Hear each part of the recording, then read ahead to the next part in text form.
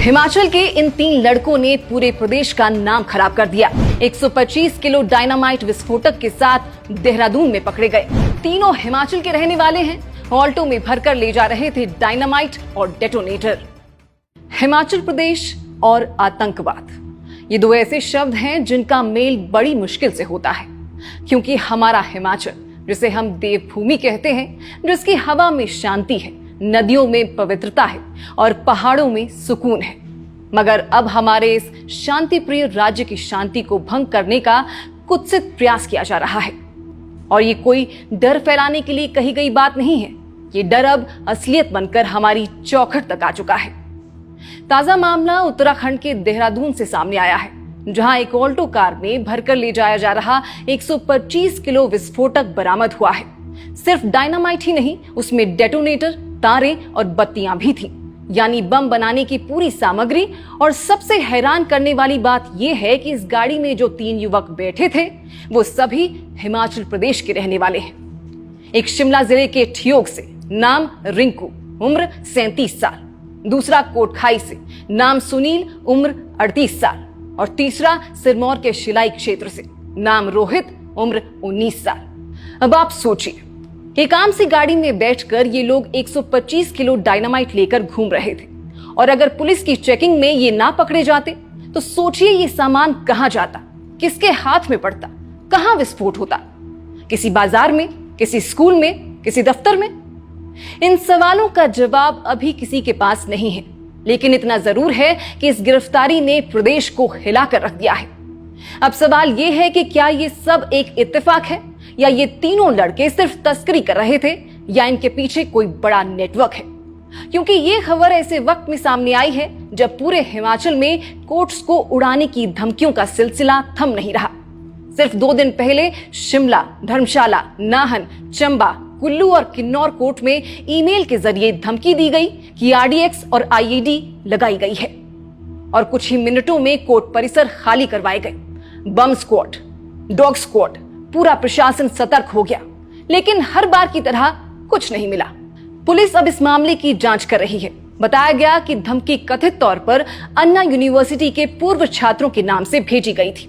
लेकिन सवाल यहां भी वही कि क्या ये महज एक साइबर मस्ती थी या किसी बड़ी साजिश का ट्रायल रन? क्योंकि ऐसी ही धमकियां पिछले 1 साल में कई बार दी जा चुकी हैं। हिमाचल हाई कोर्ट, सचिवालय, हमीरपुर, मंडी और कुल्लू के डीसी ऑफिस तक को उड़ाने की धमकियां मिल चुकी हैं। हर बार अफरा तफरी मचती है, कोर्ट खाली होता है, सर्च होता है, और फिर मामला ठंडा पड़ जाता है। कहीं ये शेर आया वाली कहानी तो नहीं बनती जा रही? कहीं ऐसा तो नहीं कि कोई जानबूझकर बार बार झूठी धमकी देकर सिस्टम को कमजोर कर रहा हो, ताकि जब असली हमला हो तब कोई उसे गंभीरता से ना ले? और अब तो हालात इतने बिगड़ चुके हैं कि हमारे ही राज्य के युवा इन गतिविधियों में पकड़े जा रहे हैं। इन 3 लड़कों की गिरफ्तारी पहली बार नहीं है जब हिमाचल के किसी युवक का नाम देश विरोधी गतिविधियों में आया हो। कुछ महीने पहले ही कांगड़ा जिले के देहरा से 20 साल का एक युवक अभिषेक भारद्वाज गिरफ्तार हुआ था। आरोप था कि वो पाकिस्तान के लिए जासूसी कर रहा था। उसके मोबाइल से सेना की मूवमेंट, सरकारी बिल्डिंग्स के फोटो, डॉक्यूमेंट्स, सब कुछ मिला। उसकी फेसबुक फ्रेंड लिस्ट में सैकड़ों पाकिस्तानी आईडीज थी। वो एक कॉलेज ड्रॉप आउट था जो ऑनलाइन बहकाया गया और देश का दुश्मन बन बैठा। तो क्या अब हमें ये मान लेना चाहिए कि हिमाचल अब आतंक की जमीन बनने की कगार पर खड़ा है? क्या अब हमें हर उस लड़के पर नजर रखनी होगी जो बेरोजगारी में, गलत संगत में या इंटरनेट की अंधी गलियों में खोया हुआ है?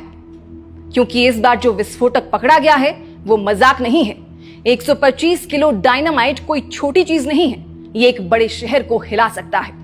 और अगर ऐसा माल हमारे राज्य के गांवों से, हमारे लड़कों के हाथों से निकले तो सवाल सिर्फ सुरक्षा का नहीं रह जाता, सवाल पूरे समाज का बन जाता है। कहां चूक हो रही है? कहां से ये जहर इन बच्चों के दिमाग में घुस रहा है? कोई ऑनलाइन बहका रहा है, कोई पैसे का लालच दे रहा है, कोई धर्म और विचारधारा की चादर में लपेटकर इन युवाओं को मोहरा बना रहा है। और ये सब हो रहा है हमारी आंखों के सामने, हमारे गांवों में, हमारे स्कूलों में, हमारे इंटरनेट कनेक्शन पर। आज जो ऑल्टो में डायनामाइट पकड़ा गया, क्या वो पहली बार था या इससे पहले भी कुछ माल कहीं पहुंचाया गया? अगर ये सिर्फ एक बार की बात होती तो डर ना होता, लेकिन जब एक तरफ कोर्ट्स को उड़ाने की ईमेल आती है, दूसरी तरफ 125 किलो विस्फोटक बरामद होता है और तीसरी तरफ एक कॉलेज ड्रॉप आउट पाकिस्तान के एजेंट से चैट करता पकड़ा जाता है, तो फिर ये महज इत्तेफाक नहीं होता, ये एक पैटर्न बन जाता है। और अब हमें इस पैटर्न को तोड़ना होगा। अब वक्त आ गया है कि हम सतर्क हों।